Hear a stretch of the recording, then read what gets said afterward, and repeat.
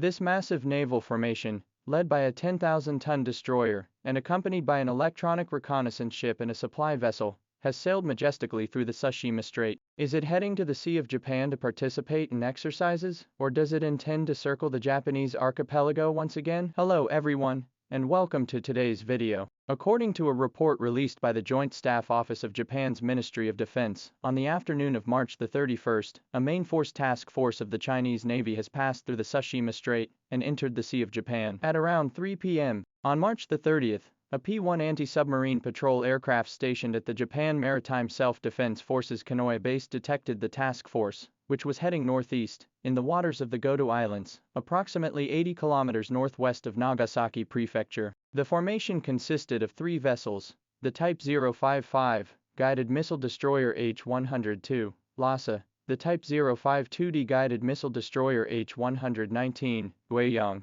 and the Type 903, a comprehensive replenishment ship H-903, Keksili Lake. The 3 vessels proceeded from southwest to northeast, passing through the Tsushima Strait on March the 31st to enter the Sea of Japan. However, this fleet consisted of more than just these 3 vessels. In fact, the operation was divided into multiple waves. On March the 29th, an 815 class electronic reconnaissance ship, the Jinxing, hull number 799, had already set out ahead of the main force, passing through the Tsushima Strait and entering the Sea of Japan a day earlier. This type of electronic reconnaissance ship lacks powerful weapon systems, but is equipped with a large number of electronic signal collection devices, specifically designed to detect surrounding radar and communication signals. Departing early serves to clear the way for the main formation and assess the electromagnetic environment along the route. On March the 30th, the formation comprising the Lhasa, Guiyang, and Keksili Lake passed through. On March the 31st, another Type 052D destroyer, the Chengdu,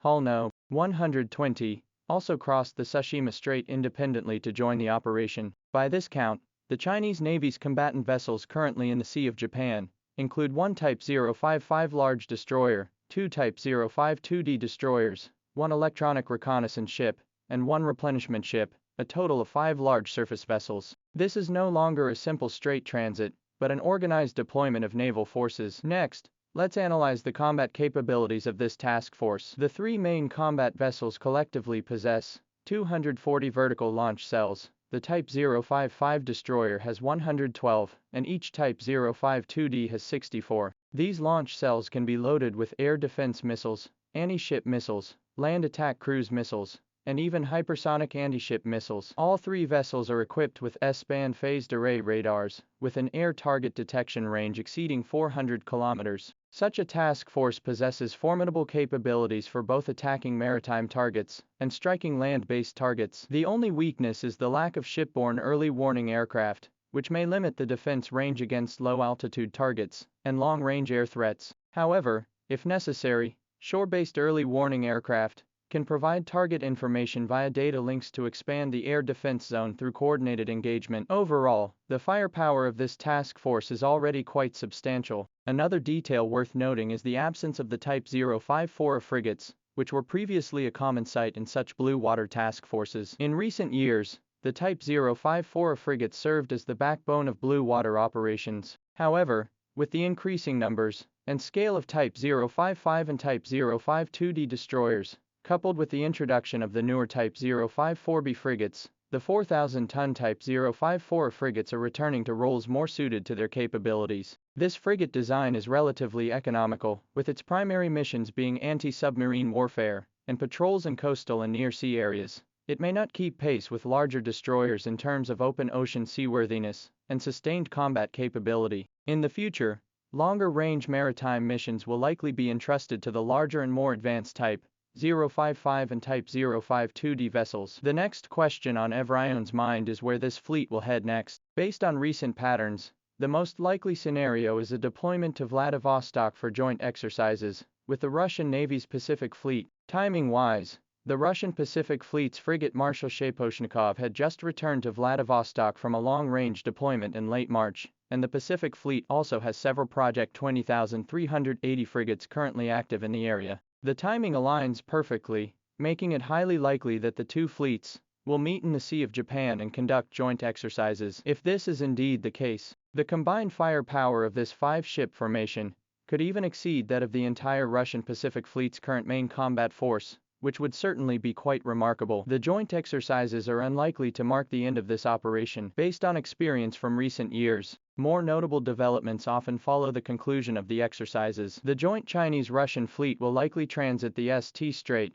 or the Tsugaru Strait, to enter the Pacific Ocean, then sail south along the eastern side of the Japanese archipelago, and finally return via the Asumi Strait, or the Miyako Strait. This route essentially circles the entire Japanese archipelago. Similar scenarios have occurred in recent years. For example, in the summer of 2025, the Chinese Navy's frigates Uraumqi, Shaoxing, and Qiandaohu completed such a voyage. They headed north through the Tsushima Strait on July the 24th, entered the Pacific via the Sui Strait on August the 8th, and returned to the East China Sea via the Miyako Strait on August the 31st, with the entire journey lasting over a month. This time, the task force is larger, and led by a Type 055 large destroyer, so there will naturally be more to watch for. Some may ask whether this task force will venture further, such as crossing the Sea of Okhotsk to the waters near the Aleutian Islands off the coast of Alaska. Theoretically, this possibility exists. In recent years, the Chinese Navy has become increasingly proactive in its activities on the high seas, and this is not the first time it has ventured into the North Pacific. Given that the task force includes a large replenishment ship, which imposes few limitations on range, the possibility of a voyage to the North Pacific cannot be entirely ruled out. However, all things considered, conducting joint exercises with Russia followed by a circumnavigation of the Japanese archipelago remains the most reasonable and likely route at present. Regardless of which route they ultimately take, one thing is certain: the Japan Maritime Self-Defense Force and the Joint Staff Headquarters will be very busy in the coming period. As long as Chinese and Russian fleets are active in the vicinity, Japan will inevitably dispatch ships and aircraft to track and monitor them, and related reports and photographs will be released frequently. In past joint patrols by China and Russia, the Japan Self-Defense Forces have used highly professional photography techniques to document every passing vessel, and this time will likely be no exception. Another issue worthy of attention is whether it is time for the Chinese Navy's aircraft carrier strike group to set sail as well. The task force led by the Type 055 destroyer is currently in the Sea of Japan. If a Chinese Navy aircraft carrier were to appear in the Western Pacific region next, it would create a substantial military deployment posture. In particular, many are closely watching whether the Fujian,